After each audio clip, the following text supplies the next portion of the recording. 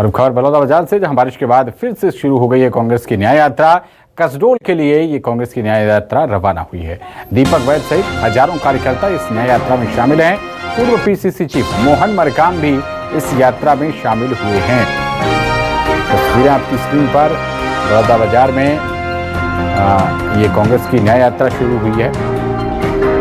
PCC chief दीपक वैद, ये देखिए तस्वीरों में आप देख सकते हैं, हाथ हिलाकर अभिवादन करते हुए कांग्रेस पार्टी के तमाम बड़े नेता यहां पर पहुंचे हुए हैं। और वर्तमान पीसीसी चीफ के साथ साथ पूर्व पीसीसी चीफ मोहन मरकाम भी इस कांग्रेस की न्याय यात्रा में शामिल होने के लिए पहुंचे। महात्मा गांधी के गेटअप में भी कार्यकर्ता नजर आ रहे हैं।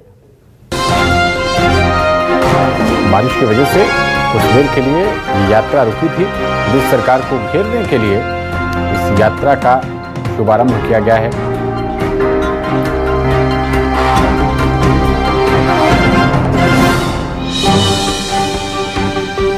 तो अब बताया जा रहा है कि कसडोल के लिए कांग्रेस की ये न्याय यात्रा रवाना हुई है।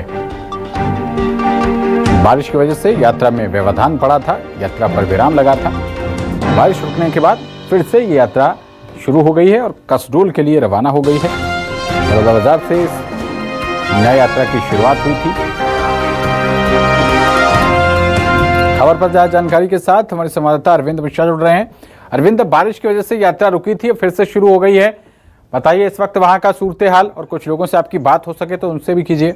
ग्राम अमोदी में कुछ देर के लिए यात्रा रुकी थी जब बरसात हो गई थी। बरसात के बाद भोजनावकाश हुआ। भोजनावकाश के बाद अब ये यात्रा पुनः वहां से निकल चुकी है और कसडोल के इसमें चल रही है। और हमें दिखाना चाहेंगे तो यहाँ पे हम अभी ग्राम सेल में आए हुए हैं और सेल में जो है उनका काफिला आने की तैयारी है। पीछे जो गाड़ियों का काफिला है वो आने प्रारंभ हो गया। यहाँ पे विधायक संदीप साहू जी के नेतृत्व में जिलाध्यक्ष जितेश ठाकुर सहित ग्रामवासी आज उनके स्वागत के लिए तैयार खड़े हुए हैं। और जैसे उनका काफिला यहाँ पे जगह जगह उनका स्वागत हो रहा है और उसके चलते न्याय यात्रा आज चल रही है और इनका अगला पड़ाव कसडोल में होगा। इसके बाद यहाँ से निकलेंगे सेल में, सेल के बाद छाछी के बाद कसडोल में इनका अंतिम पड़ाव होगा, जहाँ ये रात्रि विश्राम करेंगे। और कल ये सुबह अपना कसडोल से निकल करके रोहासी तक जाएंगे और ये न्याय यात्रा चलती रहेगी। मुलाकात कर रहे हैं, जगह जगह उनका स्वागत भी